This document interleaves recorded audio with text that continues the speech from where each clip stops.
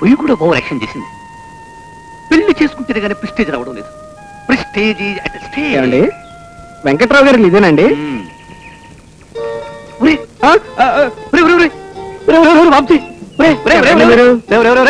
నేనురా మోహన్ బాబుని. మన ఇద్దరం ఒకే కాలేజీలో చదువుకునేటప్పుడు నువ్వు ఒక అమ్మాయి వెంట పట్టావు, అందరూ నీ చితకపోదారు, నేనేమో పారిపోయాను. నీకు గుర్తొచ్చిందా? అప్పుడు నిన్ను కుక్క కరిచింది. అయితే చివరికి ఇలా సెటిల్ అయిపోయావు అనమాట. ఓన్లేరా నువ్వేనాయి కనీసం 4 ఇళ్లలో వంట పని చేసుకునే బ్రతుకుతున్నావు. It's good.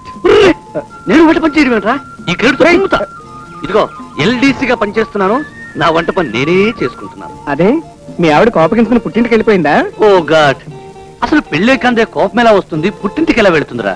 అయితే నీకు ఇంకా పెళ్లి కాలేదన్నమాట. కొంపదీసి నీకు కానీ పెళ్లి అయిపోయిందా?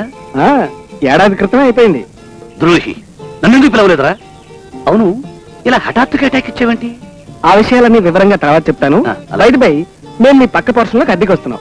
మా ఆవిడేమో సాయంకాలం బస్సులో వస్తుంది. Very good. ఏమైందా? ఏదో కూర మాడిపోయిన వాసన వస్తున్నట్టుంది. కూర? నిజమేరు, ఏ మహాతల్లు పొయ్యి మీద కూరేసి పక్కింటి ఆవిడతోనో ఎదురింటి ఆవిడతోనో కబుర్లు చెప్పడానికి వెళ్ళి ఉంటుంది. కూర మాడిపోక ఏం చేస్తుంది?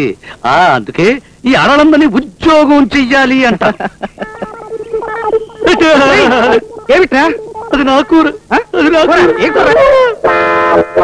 బంగారు లాంటి వంకాయ కిలో 3 రూపాయలు పెట్టుకున్నాను, అగ్గి బుక్కి బుక్కి అయిపోయాయి. పర్వాలేదు లేరా, రాత్రికి పాలు పోసిన బీరకాయ కూర చేయిస్తాలే.